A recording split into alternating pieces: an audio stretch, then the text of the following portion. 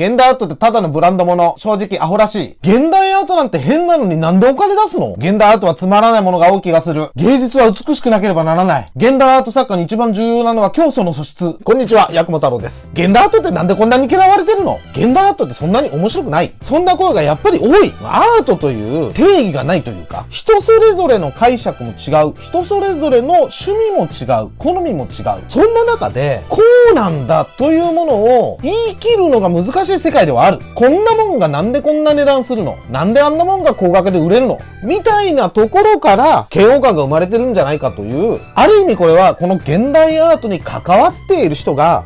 常に抱えている環境問題とでも言いますかね。いろんな要因があると思うんですよ。そもそもこの西洋アート、パトロン、王宮とかね、なかなかこの日本では簡単に理解できない文化が根底にあったりもするっていうのもいろいろ原因としてはあるとは思うんですけれども、正直僕だって現代アートは何だって言われたらわからないことだっていっぱいありますけども、ちょっとでもアートに興味を持って現代アートってなんだよくわからんぞ。で、わからんぞだけじゃなくて楽しめたら楽しくなるかもしれないじゃないですか。野球に全く興味がない。サッカーに全く興味がない。ルールもわからない。野球選手も誰も知らない。その人にいくら野球の凄さを説いたところで根本的に本当に興味がなかったらそれは無理じゃないですか。なんであんなもの面白いの？理解ができないって思ってる人は大谷翔平の試合のチケットが何十万何百万する。理解ができないですよね。それと構図は全く一緒だと思うんで、単純に楽しめるか楽しめないか、シャガールとかモネとかその凄さはわかる。でも現代アートわからない。現代アート作品よりべらぼうに高いじゃないですか。それは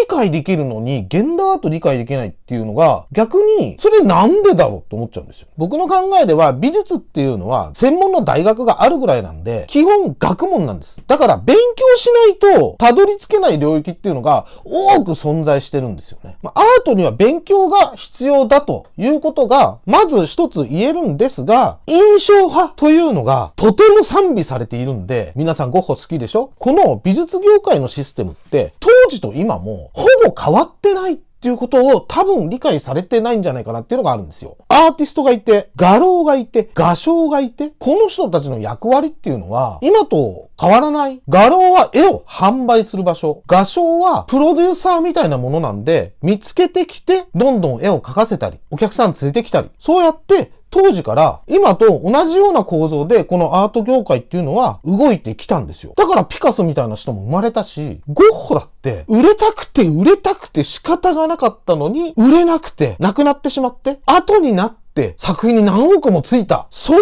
ストーリーが好きすぎるんですよね。なので、アーティストに求められているものっていうのが、亡くなった後に売れろみたいな、それはストーリーがあるから、そこに感情移入ができるんですけど、ゴッホは天国で、自分の作品に何億円っていう価値がついてるのを見て、超キレてるはずなんですよ。なんで今更やねん！俺が生きてるうちに評価しとけよ！どんだけ苦労したと思ってるんだみたいな、怒り狂ってるはずなんですよ。そっちの側面は見ないというか、何億ってお金が結びついてるにもかかわらず、なぜあの印象派とかルネッサンスとかそういうところだけ理解はできる。現代アートになると理解はできない。芸術というのは美しくなければならない。美しいってなんだろう？現代のアートって、これ現代アートって名前がもしかしたらややこしくしてるかもしれないんだけど、サザンとかユーミンとか今生きてる人が活動してるのとやってることはそんなに変わんないと思うんで、プレスリーしか俺は認めないんだみたいな、そんな風にも聞こえてしまうので、と言っても実は僕もね、今の10代の子とかが聞いてるアイドルだったりとかバンドとか全くわからないし、それをお前に教えてやるって言われても、いやまあっ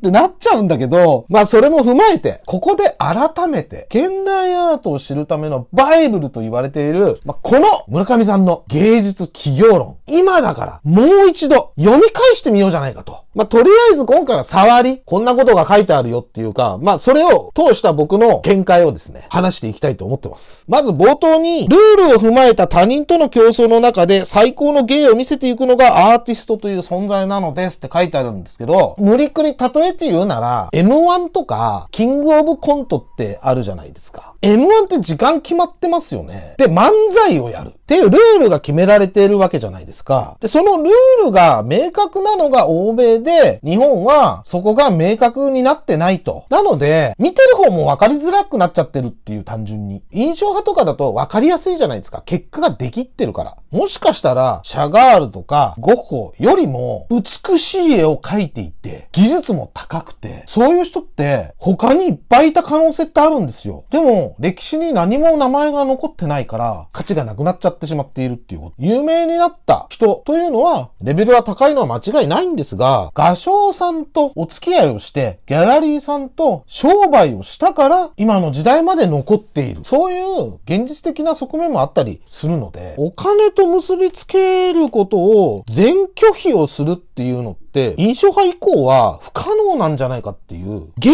を見せていくっていう書き方が個人的には好きですけどね。アート作品っていうのはその単体だけでは事実はできないと。鑑賞者がいてお客さんがいないとあってもないものになってしまうっていうことですよ。どんな分野にも営業っていう販売するための行為、行動があって、アートの世界ではそれはなしだろうっていうのはそんな都合のいいことはないと。新しい薬の研究とか新しい技術の開発とかっていうのはものすごいお金がかかっていろんなとこが支援をしているわけじゃないですか。欧米では芸術にいわゆる日本的な曖昧な色が綺麗みたいなそういう感動ってそんなに求められてないと。知的な仕掛けとかゲーム的なものそういうものを楽しんでいる。多分ここがなんであんなものが売れるんですかっていうところの一つの壁というか答えというか、自分の作品の中に昔の西洋文明の古いアートのオマージュしてきて皮肉ったり遊んだり元ネタがあるんです。で、元ネタを知ってるとあそこいじってんのかおもろいなみたいな話ができると。だからこの元ネタを知らなければ何が面白いのかっていうのが理解できないわけですよね。いい例えないかな。さんまさんのモノマネをする、ビートたけしのモノマネをする、明石家さんまとビートたけしを知らなかったら何が面白いんだろうってなるじゃないですか。それがこのアートのヒストリー、美術史とか、アートの知識が深い人、広い人、そういう人はその作品と説明を見ればその作品の面白さを理解できるわけですけれども、アートもちゃんと勉強してなくて美術史のヒストリーも印象派しか知らない人がもちろん理解はできない。もちろんですよ、最近のというか今の日本の現代アート、そもそもその文脈すらも必要ないような状況になってるんで、ちょっとこれは話が違うんですよ。究極哲学的だったりするんで、そもそも簡単に理解しようということが難しいというか、簡単に理解をしてもらおうと思ったんだけど逆に簡単すぎて何ですかこれはっていう風になっちゃってるっていう、これ加減が難しいのかな。そういう意味で言うとフランシス・ベーコンというアーティストがいて3枚セットの作品をよく作ってたんですよ。びっくりドンキーのメニューあるじゃないですか。あれはいわゆる宗教画のトリフィティックって言うんですけど、二面がディプティックって言うんだけど、開くと中にキリストのこの絵が描いてあるようなものをパカって開いて神様が出てきてこう立てかけてお祈りをするみたいな3つの画面の構図っていうのが祭壇画というものなんですけど、それを今の時代でオマージュをしたので、それを知らないと3つあるのはなんでだで止まってしまうというね。勉強すればするほど分かる範囲は広がるけど、分からなくなったりするかもしれないけどね。アートを理解しようと思う。なんでなんだろうとか、なんでこれがいくらなんだろうって考えるのって大人になってからだと思うんですよね。大人になっていろんなことを自分のこだわりとか自分の趣味とか、これはいくらであるべきが、キャベツが1000円なんてとんでもないみたいな、よ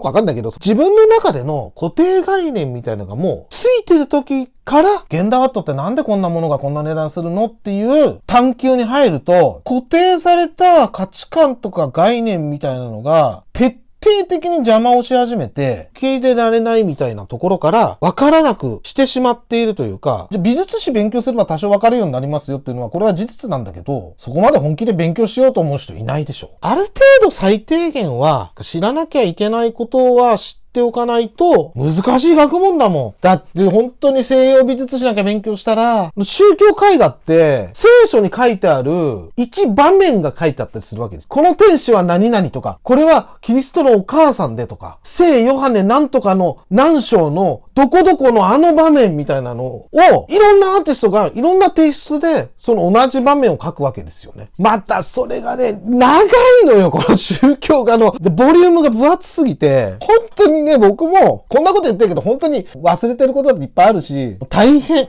その次に印象派みたいになってくるので、言っちゃただの風景画だから、それは分かりやすくなったよねっていう。そういう意味では本当に勉強するの美術史とかって大変なんだけど、そういう富裕層の人と付き合っていかなきゃいけないっていうのが、これは現実なので、アートってそこが面白いと僕は思うんだけどね。やっぱり欧米だと、国によっていろいろあるかもしれないけど、節税になったりとか、社会的地位としてアートを買うことが称賛されたりとか、そういうことが実際あるので、現代アートなんかわからんって言ってる人は、わかりたいと思ってるわけでもなさそうだしね。本当にわかりたいと思ったら、美術史勉強して、マイアミとか香港とかスイスのアートバーゼルとか、セレブが集まるアートフェアに行ってみると、見方はガラッと変わるかもしれないですね。答えはないんですよ。教科書みたいなのがないと、結局自分の